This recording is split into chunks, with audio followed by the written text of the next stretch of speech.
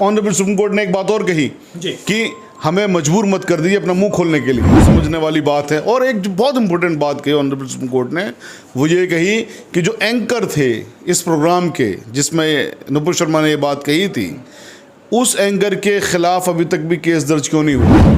तो honourable supreme court का ये कहना कि आपके लिए यहाँ दिल्ली में रेड कारपेट चूंकि दिल्ली पुलिस बिछा देगी या बिछा हुआ है, तो ये एक बहुत सनसनीखेज इन द सेंस मायने खेज बात है। ये मायने खेज कि ऑनरेबल सुप्रीम कोर्ट जब ये बात कहने के लिए विवश हो रहा है कि दिल्ली पुलिस कहीं ना कहीं उसके साथ पक्षपात कर रही है, इसका ये मीनिंग निकल के आता है। उन्होंने दूसरी बात की, साहब हमारी जान को खतरा है, हम देश भर में कैसे किस तरह से जाएंगे, चारों तरफ हमारी जान के लिए खतरा है। तो ऑनरेबल सुप्रीम कोर्ट का फिर ये कहना कि आपकी जान को खतरा है या देश के लिए आप खतरा बन चुके हो। उम्मीद ये है और हमारी गुजारिश ये है सब लोगों से कि आप लोग कानून का दामन कभी मत छोड़ा करो। मैंने आपके माध्यम से पिछली बार ये कहा था, जब लोगों ने ये कहा था कानून में कुछ नहीं रखा है, तब भी मैंने यही कहा था कि सच विचलित तो हो सकता, हार नहीं सकता। आज नुपुर शर्मा को लेकर सुप्रीम कोर्ट ने जो टिप्पणी की है और सुप्रीम कोर्ट ने जिस तरह से नुपुर शर्मा और दिल्ली पुलिस को कड़ी फटकार लगाई है, उससे आज ये जरूर तय हो जाएगा कि देश जरूरी या नुपुर शर्मा, अगर कार्रवाई नुपुर शर्मा पर नहीं होती है। आज का सवाल हमारा यही है और हमारे साथ बातचीत करने के लिए सुप्रीम कोर्ट के वकील शाहिद अली मौजूद हैं। शाहिद अली साहब, सबसे पहले ये जानना चाह रहे हैं आपसे कि ये बहुत इंपॉर्टेंट हो रहा है इस वक्त कि नुपुर शर्मा या देश, क्योंकि सुप्रीम कोर्ट की इस टिप्पणी के बाद ये तो पूरी तरह से साबित हो जाता है कि अगर कार्रवाई नहीं हुई तो यानी पार्टी के लिए देश ज़रूरी नहीं है, नुपुर शर्मा ज़रूरी है, क्योंकि कोर्ट ने कह दिया है कि पूरे देश में आग लग रही है वो नुपुर शर्मा की वजह से। देखिए, सबसे ज़रूरी है समझना चाहिए कानून, और हमारे लिए कानून हमेशा से सर्वोपरि रहा है।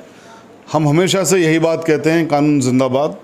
और आज जो ऑनरेबल सुप्रीम कोर्ट ने बात कही है, जो टिप्पणियाँ की हैं, जो ऑब्जर्वेशंस हैं, ऑनरेबल सुप्रीम कोर्ट के मुंह से निकली हुई हर बात कानून होती है।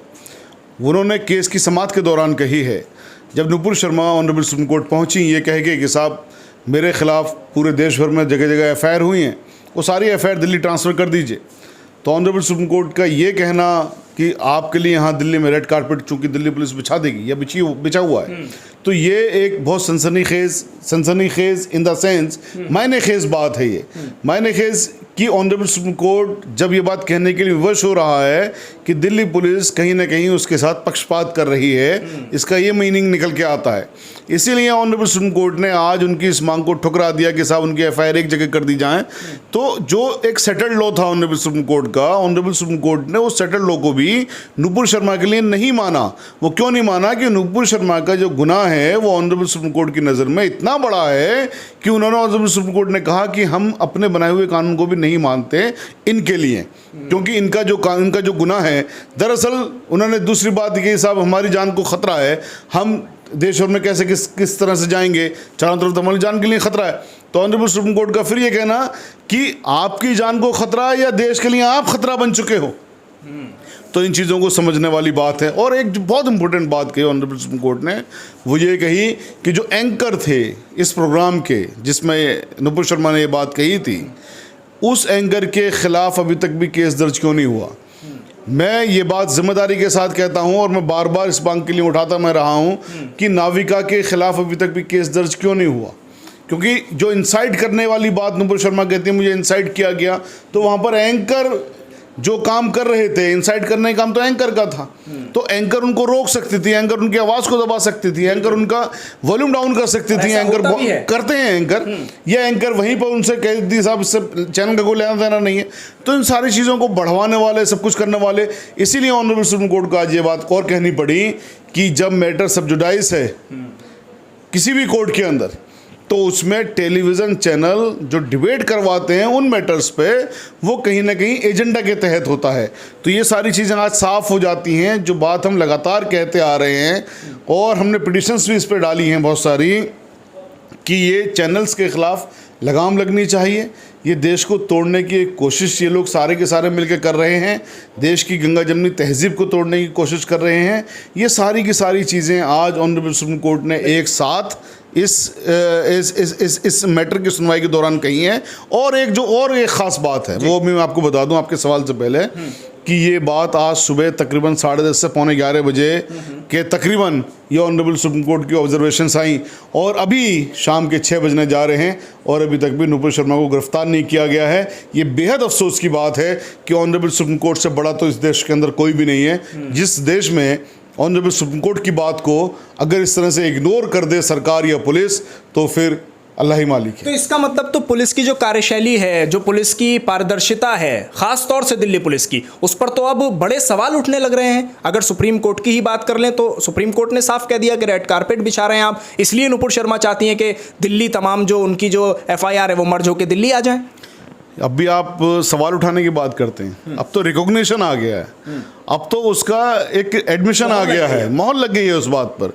तो अब सवालात की तो बात ही नहीं है। सवालात की तो बात होती है अगर हम कहते, आप कहते या कोई भी और पॉलिटिकल पार्टी कहती है, दूसरे लोग कहते हैं, तो सवाल होता है कि सर सवाल उठाया तो अब कार्रवाई होगी या नहीं? यहाँ तो जो लॉ इन्फोर्सिंग, जहाँ से लॉ बनता है, जो कानून को इंटरप्रेट करते हैं, जहाँ पर कानून का सब कुछ होता है, जो एक हाईएस्ट अथॉरिटी है, उसके अल्फाज हैं ये। तो अब इसमें सवाल वाली बात नहीं है, अब ये कन्फर्म बात है, इस पर कार्रवाई हो जानी चाहिए थी। मैं ये कह रहा हूँ, इतने घंटे हो गए, तकरीबन 7.5-8 घंटे हो गए, अब तक तो कार्रवाई हो जानी चाहिए थी।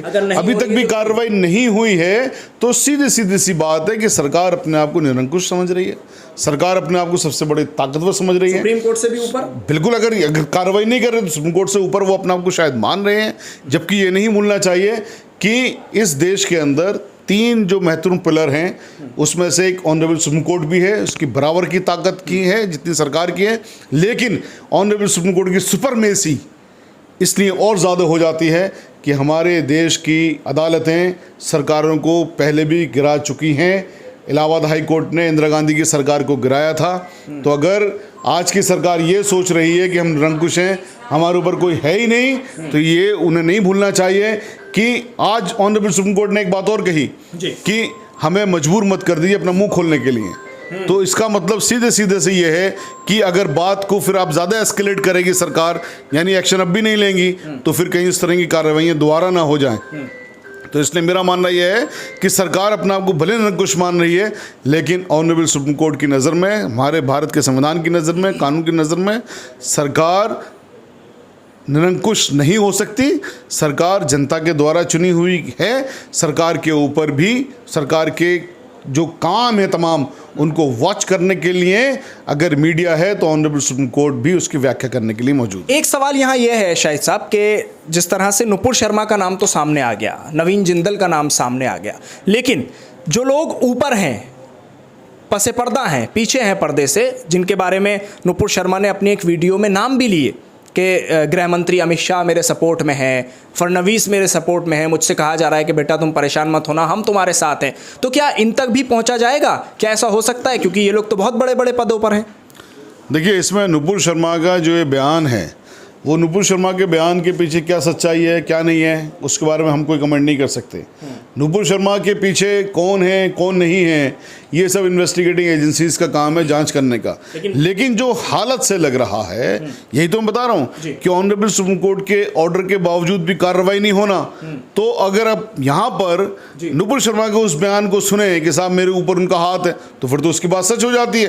तो क्या अगर ये वाली बात है तो फिर गृह मंत्री जी आके बयान दें कि साहब इनका कोई कुछ नहीं हो सकता। क्या हिम्मत है उनके अंदर? नहीं है कोई ऐसी हिम्मत, या कोई भी और पॉलिटिकल पार्टी या कोई भी और नेता उसके अंदर हिम्मत है ये बात कहने की कि वो आके ऑन रिकॉर्ड कहे इस बात को, हाँ साहब हमारा इनके ऊपर हाथ है। देखिए, संदेह बिल्कुल वही होता है कि सरकार का हाथ है, लेकिन मैं ये मानता हूँ कि सरकार का हाथ है या नहीं है, ये इस बात पर डिपेंड होगा। जब कानून को अपना काम नहीं करने दिया जाएगा तो फिर उससे उम्मीद ये लगी जाएगी, उसका अर्थ ये निकलेगा सिर्फ कि इसमें सरकार का हाथ है। एक सवाल और आपसे यहाँ जानना है मुझे, वो ये कि जो लोग नुपुर शर्मा के समर्थन में प्रदर्शन कर रहे थे, ये तो उनके लिए भी करारा तमाचा होगा। और दूसरी बात, क्या जो बात कही जाती है लगातार आप लोगों की तरफ से, मुस्लिम बुद्धिजीवियों की तरफ से, और तमाम वो लोग जो मुसलमानों के हितैषी हैं उनकी तरफ से जो बात कही जाती है कि भाई कोई मसला हो तो आप सबसे पहले कोर्ट का दरवाज़ा, सबसे पहले आप थानों का दरवाज़ा खटखटाइए। आपने हज़ारों बार ये बात हमसे ही कही होगी कि FIR हर ज़िले में होनी चाहिए। तो आज ये बात कोर्ट के इस आदेश से तो क्लियर हो गई कि तमाम FIR जहाँ जहाँ दर्ज होती हैं उनका असर पड़ता है। बिल्कुल, जहाँ जहाँ भी FIR होती है उनका असर पड़ता है। इसीलिए आज जब नुपुर शर्मा ने ये कहा कि साहब तमाम एफआईआर को मेरी कोई एक जगह जोड़ दीजिए, दिल्ली में ये आ जाएं, तो ऑनरेबल सुप्रीम कोर्ट ने, मैं फिर बता रहा हूँ, जो सेटल्ड लॉ है, अर्नब गोस्वामी के केस में यही किया था कि साहब तमाम एफआईआर एक जगह कर दी, लेकिन इनको नहीं दिया वो वाला रिलीफ, इनकी पिटीशन को डिसमिस कर दिया क्योंकि इनके गुनाह को ऑनरेबल सुप्रीम कोर्ट ने बहुत बड़ा गुनाह माना है। तो जो ये चीज़ है कि जगह जगह एफआईआर होना, देखिए जहाँ कहीं भी सेंटिमेंट्स खराब, अब देखिए हिंदुस्तान में तकरीबन 11 स्टेट्स में दंगे हुए, 11 स्टेट्स का माहौल खराब हुआ, और भी जगह माहौल खराब हुआ। उदयपुर में देखिए कितना विवश कांड हुआ, कितना दर्दनाक और कितना दर्दनाक और कितना शर्मनाक वहाँ पर कांड हुआ। तो ये सारी चीज़ें जो हो रही हैं, अगर एक सिर्फ गिरफ्तारी हो जाती, ये कानून को यहाँ पे अपने काम करने दिया गया होता, जो कि नहीं दिया गया प्रतीत होता है साफ साफ, तो मेरे ख्याल ये सब कुछ नहीं होता। तो हमें उम्मीद ये है और हमारी गुजारिश ये है सब लोगों से कि आप लोग कानून का दामन कभी मत छोड़ा करो।